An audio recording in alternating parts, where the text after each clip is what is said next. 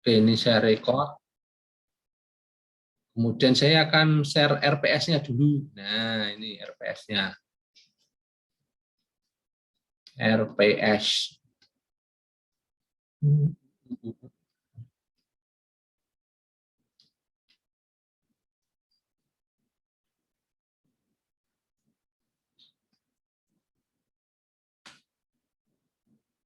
Tadi saya kira yang ikut tadi 30 apa 100 orang gitu loh.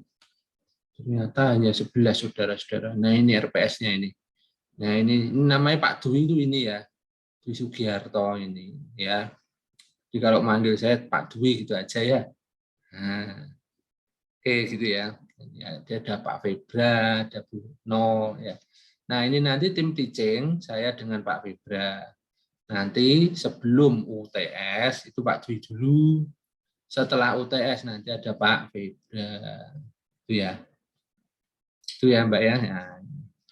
Nah, kemudian ini materinya sekarang saya sampaikan aja. Minggu pertama kita membahas RPS, silabus, menggunakan sinkronus. Sinkronus itu tatap maya. Nah, tatap maya ini seperti ini, pakai Zoom. Ya, pakai Zoom. Nah, ini. Kemudian minggu kedua kita membahas tentang tantangan komunikasi dan lingkup komunikasi bisnis. Ya, ini munculnya kesalahpahaman komunikasi dan memperbaiki komunikasi. Ya, ini apa namanya? Tadi komunikasi yang salah ya. Komunikasi yang salah itu kenapa kok bisa komunikasi yang salah itu? Ya mungkin keadaan, karena ada lingkungan, ya sehingga persepsi dari penerima informasi tadi menjadi salah. Nah seperti itu akhirnya. Baik, kemudian ada pertemuan ketiga untuk minggu ketiga ya. Ini ada komunikasi penyeliaan, supervisory communication. Nah, ini supervisory communication. Jadi kalau supervisor itu berkomunikasi dengan apa namanya, dengan siapa saja. Kalau ke bawah dengan anak buahnya, kalau ke atas dengan manajernya. Kemudian kalau dia ke samping dengan sesama supervisornya. Nah ini teknisnya gimana? Kemudian nah ini kalau di akuntan publik itu ada apa namanya koordinator ya, koordinator ini. Dia ada junior accountant, kemudian ada senior accountant ya, mungkin ini yang senior accountant dia membawai junior, ini supervisinya. Setelah itu ada manajer ya. Manajer ini tingkatnya sudah menengah ya, menengah. Setelah itu ada accountant ya itu. Nah, supervisory itu seperti apa nanti kalau kita berkomunikasi dengan sesama senior accountant. Kemudian teknologi komunikasi. Nah, pertemuan yang berikutnya komunikasi itu seperti apa? Teknologi seperti apa ini kita bahas. Bagaimana menggunakan teknologi tadi untuk meningkatkan bisnis ya. Nah, kemudian ini dibahas tentang ya kita menggunakan bagaimana kalau sekarang kan pada WA ya, dokumen semua dikirim pakai WA, ya kan? Ada video, ada materi, ada PDF, PPT pakai WA, ya kan? Kemudian yang kelima ini tantangan komunikasi di tengah keragaman budaya dunia.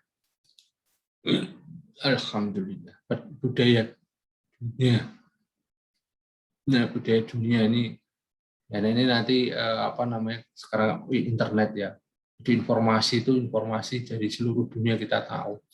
Jadi ada perkembangan apa dimanapun saat ini bisa langsung kita ketahui.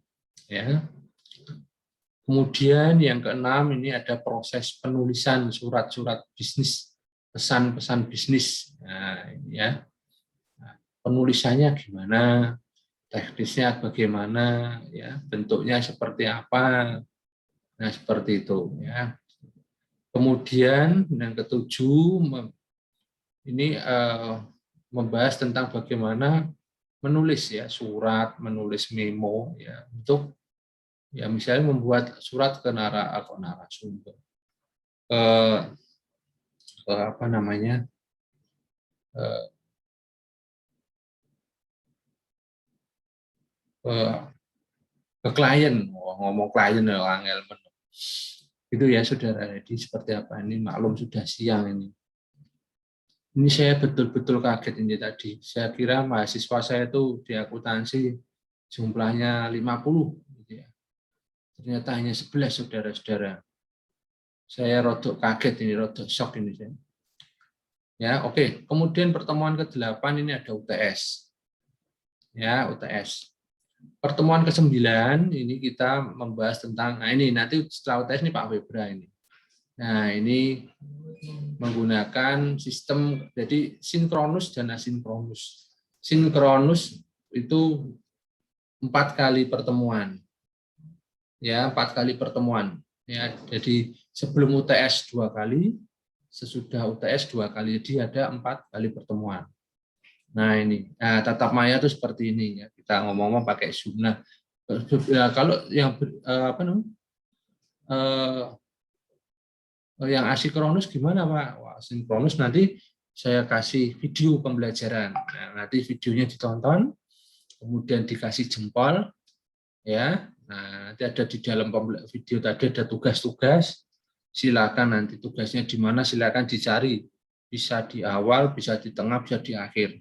Ya, nanti saya biasanya ngasih tugasnya seperti itu ya. Jadi Anda cari sendiri. Ya, gitu ya. Tapi kemudian pertemuan ke-9 ini membahas tentang bagaimana membuat klausul proposal ya.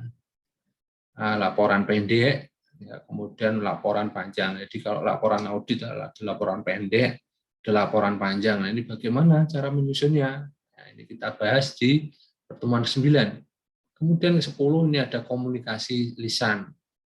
Lisan, kemudian pertemuan 11 komunikasi lisan dengan dalam kelompok. Ya, kemudian pertemuan 12 negosiasi. Ya.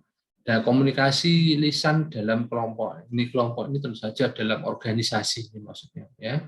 Nah, berkomunikasi dalam organisasi tentu saja kita harus memperhatikan bagaimana informasi, siapa yang menyampaikan, bagaimana dia menyampaikannya, kemudian apa dia menggunakan salurannya dan seperti itu. Nah, kemudian yang berikutnya pertemuan minggu ke-12 kita bahas tentang negosiasi. Negosiasi, ya, negosiasi tentu saja pas negosiasi kita harus bisa bagaimana menggunakan bahasa tubuh, bisa memahami bahasa wajah mungkin seperti itu, bahasa tubuh juga ya misalnya. Jadi kalau Anda melihat orang yang berbicara yang seperti apa Anda tahu ya kan. Nah ini sebenarnya kan apa, dari bahasa tubuh sudah kelihatan gitu. Nah orang kalau berbicara seperti apa ini kelihatan. Nah, ini harus Anda pelajari karena Anda nanti masuk dalam organisasi. Dalam organisasi itu saja ada orang-orang yang apa namanya, yang beraneka ragam karakter ya kan. Nah ini Anda harus paham dan Anda harus menyesuaikan juga. Gitu. Nah, supaya bisa menyesuaikan tentu saja kita kan harus tahu, oh ini kebiasaan seperti ini, karakternya seperti ini, sehingga Anda bisa menyesuaikan. Nah, tentu saja penyesuaian ini penting ya dalam bernegosiasi, ya kan? Kalau Anda bernegosiasi, ya negosiasi tawar-menawar. Nah, kalau Anda tidak memahami bahasa tubuh dan bagaimana closing, bagaimana pendekatannya, bagaimana Anda melakukan apa namanya dalam bernegosiasi dan berkomunikasi, akhirnya gagal negosiasinya ya. Nah kemudian ada komunikasi kepegawaian, kemudian komunikasi interpersonal. Nah kalau komunikasi kepegawaian ini misalnya berkaitan dengan surat menyurat ya, berkaitan dengan pegawai ya, ada direct request, kemudian ada permintaan pesan rutin, ya, ini komunikasi kepegawaian, ya ada. Kemudian ada komunikasi interpersonal, ya, komunikasi antar pribadi. Kemudian ini komunikasi antar pribadi. Kemudian yang ke-15 membahas tentang penulisan resume, CV, dan interview. Jadi kalau CV itu kurikulum vitae, ini menceritakan tentang diri Anda itu siapa, terus pengalaman Anda di masa lalu itu seperti apa, Anda ceritakan. Sehingga CV tadi bisa menggambarkan diri Anda secara keseluruhan, secara utuh. Ya itu. Ya, kemudian kalau Anda buat resume, surat lamaran pekerjaan, bagaimana bisa meyakinkan perusahaan. Ya, jadi kalau Anda pas kuliah gini, Anda banyak-banyaklah ikut kegiatan, ya, entah kegiatan seminar atau mungkin Anda mengekspos mengupgrade diri Anda dengan pelatihan-pelatihan, ikut pelatihan. Nah, ini akan tentu saja akan meningkatkan daya jual Anda, daya saing Anda, ya, dalam artian untuk persiapan kerja. Jadi kalau mahasiswa ini sering aktif ya ikut pelatihan apa, dan sertifikatnya dilampirkan di surat lamaran pekerjaan saja, ini menjadi selling point, ya. Ada nilai tersendiri bagi Anda. Ya, itu. Nah, kemudian bukunya ini Joko Purwanto, Komunikasi Bisnis dari Erlangga. Kemudian ada Bovi Kotland, ini dari mana ini? Judulnya bukunya Business Communication Today, Prentice Hall ya, International Inc. Kemudian ada Sorenson, Rich, The Board, Chris, Ramirez, Ida, Business Management Communication. Kemudian ada KTO, Business Administrasi Communication. Kemudian ada Murphy, Herta, Hildebrand. Tapi yang sering saya pakai ini aja, yang Joko Purwanto, Komunikasi Bisnis, penerbitnya Erlangga. Ya, Pak Joko ini orang, saya kenal dengan Pak Joko, ini kenal baik. Oke, silakan nanti tugasnya, silakan Anda buat. Nanti kalau tugas, nanti saya akan memberikan sewaktu-waktu pada Anda. Misalnya tugas apa. Untuk saat ini sih belum, ya, awal-awal kuliah. Ya, tapi tugas ini ya tujuannya bukan untuk mempersulit Anda, tetapi tujuannya adalah agar Anda mau belajar tentang komunikasi bisnis. Ini memotivasi saja. Nah, kemudian untuk absensi, ya silakan Anda absen di Sunan. Dan nanti kalau untuk asikronus, ini saya juga akan menyampaikan link diskusi. Silakan Anda berdiskusi di situ, ya. Anda tulis pertanyaannya, kemudian misalnya Anda ada yang mau jawab, silakan juga dijawab di situ. Dan ini ada nilainya, ya, karena ini termasuk keaktifan mahasiswa. Oke, gitu ya.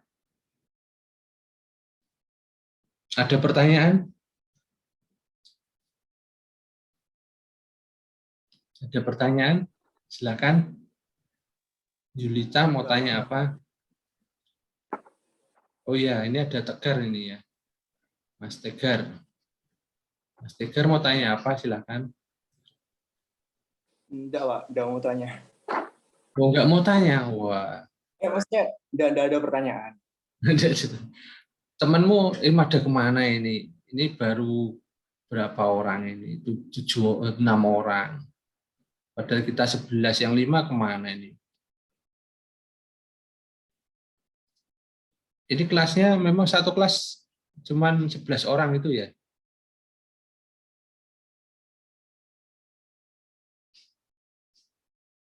Iya, Mbak. Ini kalau saya lihat di dari Sunan ya, oke, nanti saya cek